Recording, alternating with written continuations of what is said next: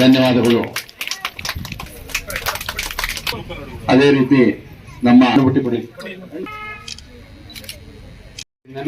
ಹೃದಯಕ್ಕೆ ಸಂಬಂಧಪಟ್ಟಿದ್ದಾಗಿರ್ಬೋದು, ನರರೋಗಕ್ಕೆ ಸಂಬಂಧಪಟ್ಟಿದ್ದಾಗಿರ್ಬೋದು, ಮತ್ತೆ plastic surgery, neuro surgery, ಇದೆಲ್ಲ ಸೂಪರ್ ಸ್ಪೆಷಾಲಿಟಿ ಹಾಸ್ಪಿಟಲ್ಗಳ ಕೋರ್ಸಸ್ನೆಲ್ಲ ತಗೊಂಬಂದು ಎಲ್ಲ ಚಿಕಿತ್ಸೆ ಕೊಡ್ತಾ ಇದ್ದಾರೆ. ಅದನ್ನ ನೀವೆಲ್ಲ ಸದುಪಯೋಗ ಪಡಿಸ್ಕೋಬೇಕು. ಇವತ್ತು ಸಹ ಉಚಿತ ಆರೋಗ್ಯ ತಪಾಸಣೆ ಶಿಬಿರ ಮಾಡ್ತಾ ಇದೆ. ಚಿಕಿತ್ಸೆಯನ್ನು ಫಸ್ಟ್ ಏಡ್ ಅನ್ನು ಇಲ್ಲಿ ಮಾಡ್ತಾರೆ. ಹೆಚ್ಚಿನ ಚಿಕಿತ್ಸೆಗೆ ನಾಡಿದ್ದು ಏನಾದ್ರೂ ನಿಮ್ಗೆ ಆರೋಗ್ಯ ಸಮಸ್ಯೆ ಇದ್ದಲ್ಲಿ ನಾಡಿದ್ದು ನಿಮ್ಗೆ ನಿಮ್ಮ ಊರಿಗೆ ಬಸ್ ಬರುತ್ತೆ.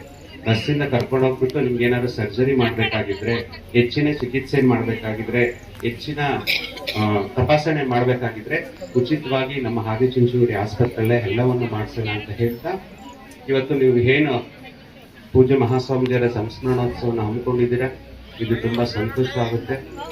ಈಗ ಅವ್ರು ಹೇಳಿದಾಗೆ ಮಲ್ಲಿಕಾರ್ಜುನ್ ಹೇಳ್ತಾ ಇದ್ರು, ಪರಮ ಪೂಜ್ಯ ಮಹಾಸ್ವಾಮೀಜಿಯವರು ನಮ್ಮ ಹಳ್ಳಿಗಳ ಕಡೆ ಬರ್ತಾ ಇಲ್ಲ ಅಂತ.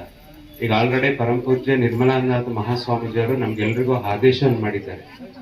ಈಗ ಕಳೆದ ತಮ್ಗೆಲ್ಲ ಗೊತ್ತಿದೆ, ಫೆಬ್ರವರಿ ಮಾರ್ಚ್ ಬಂತು ಅಂದ್ರೆ ಆದಿಚುಂಚನಗಿರಿ ಮಹಾಸಂಸ್ಥಾನ ಮಠದಲ್ಲಿ ಬಿಡುವಿಲ್ಲದ ಕಾರ್ಯಕ್ರಮ ನಿನ್ನೆಯಿಂದ ಪ್ರಾರಂಭವಾಗಿದ್ದು 18ನೇ ತಾರೀಕುವರೆಗೂ ಬಾಲ ಗಂಗಾಧರನಾಥ್ ಮಹಾಸ್ವಾಮೀಜಿಯವರ ಪುಣ್ಯಾರಾಧನೆ, ಜಯಂತ್ಯೋತ್ಸವ, ಈ ತರ ವಿವಿಧ ಕಾರ್ಯಕ್ರಮಗಳನ್ನು ಶ್ರೀಮಠದಿಂದ ಹಮ್ಮಿಕೊಂಡಿದ್ದೀವಿ. ಫೆಬ್ರವರಿ ತಿಂಗಳಲ್ಲಿ 19, 24, 20ನೇ ದಿನದಂದು